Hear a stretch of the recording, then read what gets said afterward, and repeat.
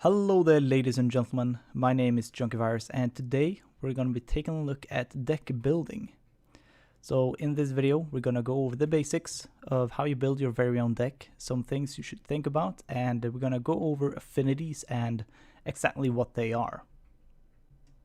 First off, let's get affinities out of the way. So every hero in Paragon have at least one affinity, and these are Corruption, Fury, Growth, Intellect, and Order, and they correspond to cards that also have these affinities. So for example, Assassin's War for Corruption, Rustbreaker for Fury, Charging Brute for Growth, Shockwave for Intellect, and Honor the Pure for Order. And these cards are specific to heroes of the same affinity.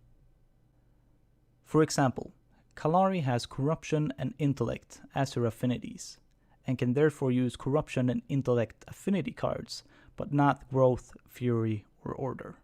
But there are also universal cards that are not limited by affinities and can be used on all heroes.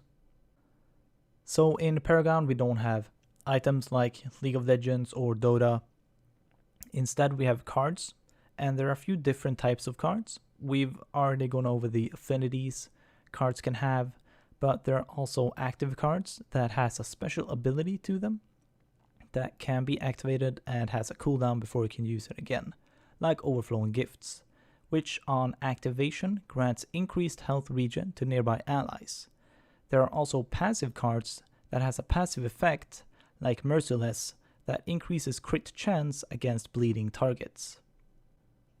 These cards, along with others, are called equipment cards, and you can tell by the three small circles at the bottom, and that is where you put your upgrade cards to boost the stats of the equipment cards. And you can only put upgrades into a card that has the same stats on it. For example, Windcarver Blade can only have attack speed and power in it. And once you fill those 3 upgrade slots, most cards will give you a fully upgraded bonus that gives you an extra stat boost, which is why it's important to upgrade a card fully before moving on to the next one. When you're making a deck, you're making them for specific heroes. So if you make a deck for Gadget, that same deck can't be used for Gideon. You'll then have to make a completely new deck for him. So now that we have some general information out of the way, let's jump in and create a deck. This will mostly give you a template to work with that you can then follow and create your own decks by switching out cards and costs. First, we need to pick our Prime Helix card. This is a card that you will have passively in your deck and will only activate once you either carry the Prime Orb or if your team activates the Prime Orb offensively. Pick the card that fits your build and hero. Archmagus for energy damage, Centurion for tank or support, Warlord for physical damage. I'm going with Archmagus because I'm building a deck for Gideon. As for starter items, I would suggest health and mana potion, and either a harvester key or a scout ward. Potions will give you more sustain in the early game, and a scout ward will give you more vision around the map, and the harvester key will allow you to unlock harvesters around the map that will collect card experience for you. Let's move on to equipment cards.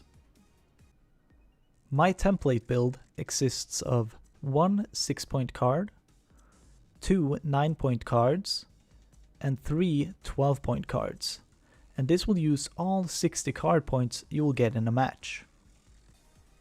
Right now I only have equipment cards that cost 3 points each, but if you want to get cheaper or more expensive cards, you have to increase or decrease the cost of upgrades so the total cost is still the same. For example, if I want Hydroverse as one of my 12-point cards, which is 8 points to begin with, I have 4 points to spend in it, which is 1 2-point card and 2 1-point cards, and that will equal 12 points. And that is all I have to say, I think. With this template, you should be able to create your own decks, and I would suggest experimenting a lot and finding what works for you. If I've missed something or you have any questions, just comment on the video.